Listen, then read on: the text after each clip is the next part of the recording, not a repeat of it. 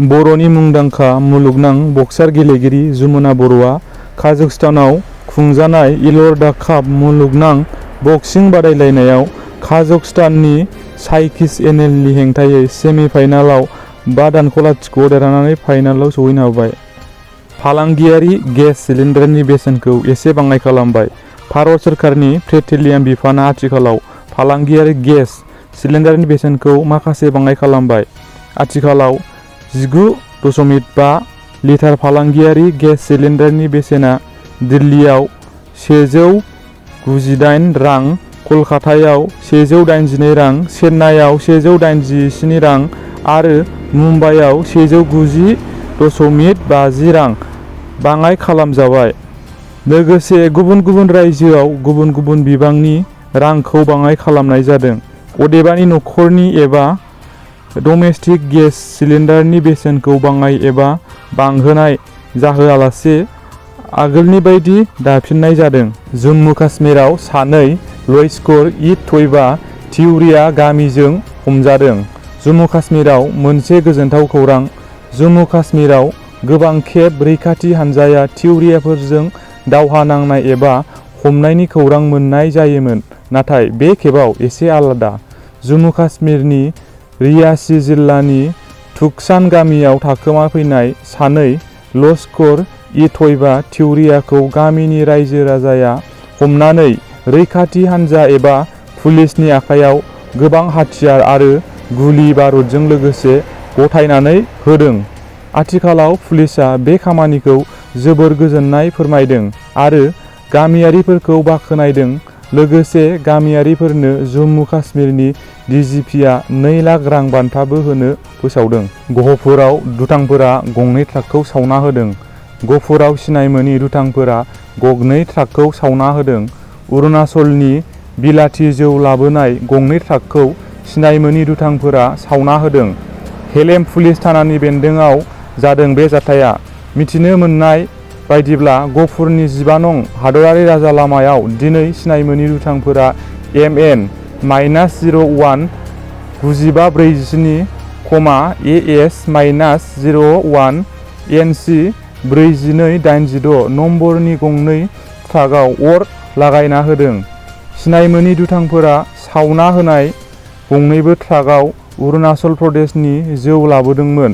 आयेन बेरेखायै अरुणाचलनि जौ लाबोनायनि थाखायनो गंनै ट्राकखौ सावना होदों होननानै सन्देह खालामदों। जाथायनि बागै खौरां मोननाय लोगो लोगो पुलिसआ जाथायथिलियाव थांना नायबिजिरो, नाथाय बे खौरांखौ सुजुनाय समहालागै जौ रोगाग्रा ट्राकखौ सावग्रा दुथांफोर आरो बेनि जाहोननि बागै मिन्थिनो हायाखै। बबेखानि बे जाथायाव जखम जानायनि बागैबो जेबो खौरां मोनाखै। कास्टम बसुमतारिया बिजेपिआव हाबबाय। मिरु दुलाराय बर' फरायसा आफादनि बारग' दैदेनगिरि कास्टम बसुमतारिया राजखान्थि हान्जायाव हाबबाय। कास्टम बसुमतारिया असम जैत्य परिषद सुंद'यै एजेपि राजखान्थि हान्जायाव दिनैनिफ्राय गावनि राजखान्थियारि केरियारखौ जागायबाय।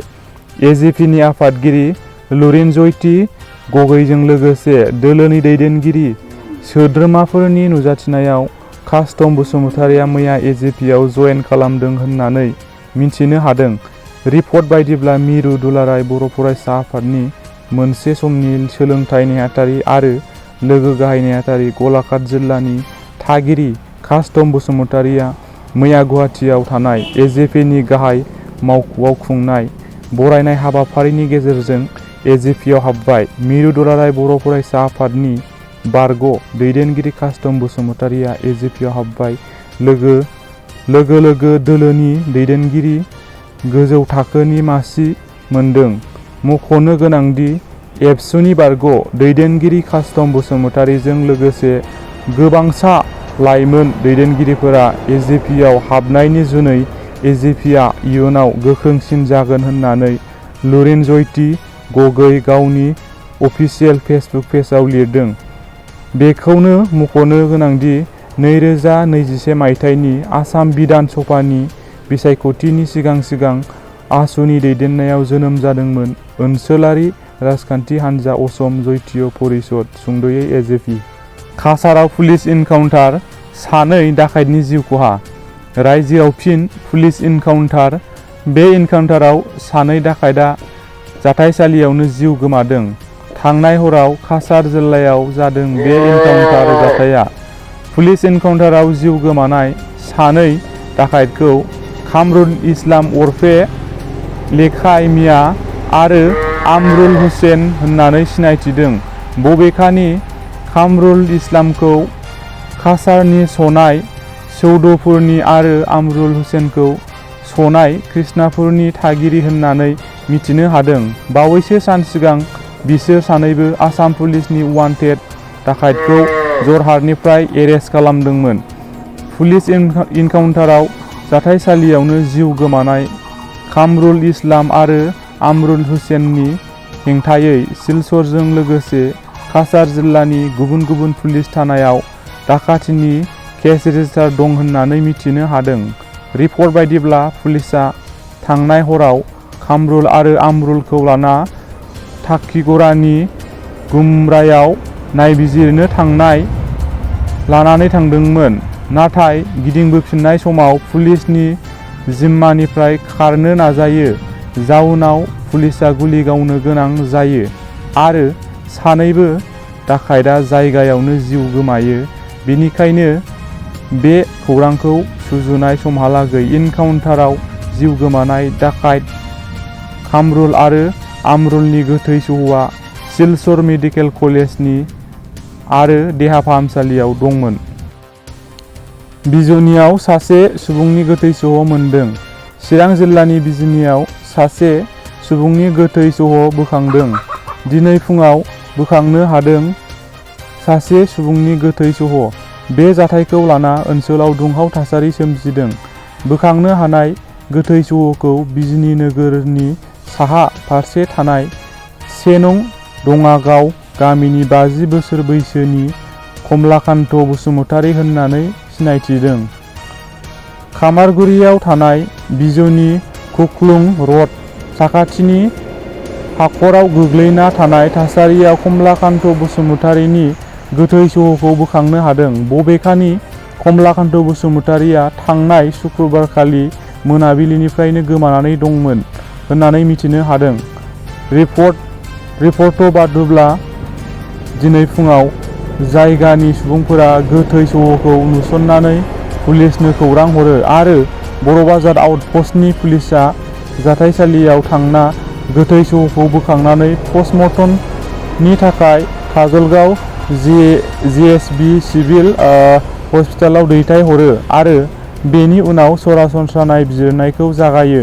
बबेखानि बे जाथायनि सायाव पुलिसहा नायबिजिरनो जागायनायब्लाबो बे खौरांखौ सुजुनाय समहालागै कमलाकान्त बसुमतारीया मा जाहोननि थाखाय थैनो गोनां जादों बियो दासिमबो खौराङाव फैयाखै। हास्रावबारि मडेल बिजाब बाख्रियाव बड'फा उपेन्द्रनाथ ब्रह्मनि मुसुखा बेखेवदों। चिरां जिल्लानि बिजनी दख'रा एबसुनि बेन्दोंनि सुबाइजार हास्रावबारियाव बड'फा उपेन्द्रनाथ ब्रह्मनि मुसुखा बेखेवदों। बिजनी सुबाइजार हास्रावबारि गणेश मन्दिरनि लांगोना आरो मडेल बिजाब बाख्रियाव दिनै बड'फा उपेन्द्रनाथ ब्रह्मनि मुसुखा बेखेवदों। बिटिसिनि सेक्रेटारि नरेन चन्द्र बसुमतारीया हाबाफारियाव गाहाय आलासि महरै बाहागो लानानै ओनसोलनि माखासे मेलेमजिबि रायजो राजाफोरनि बाहागो लानायाव बड'फा उपेन्द्रनाथ ब्रह्मनि मुसुखाखौ बेखेवदों। बे हाबाफारियावनो हांख्रायजानाय आलासि महरै बाहागो लादों सुबाइजार बियाबनि एमसिएलए प्रभात बसुमतारी, बिजनी दख'रा एबसुनि आफादगिरि सुबिलाल दैमारि आरो गोबां मख'नो गोनांदि बिजनी हालामाव बड'फा उपेन्द्रनाथ ब्रह्मनि मुसुखा गायसननाया बेनो गिबि। दासिमनि रादाबा एसेनोसै। Thank you.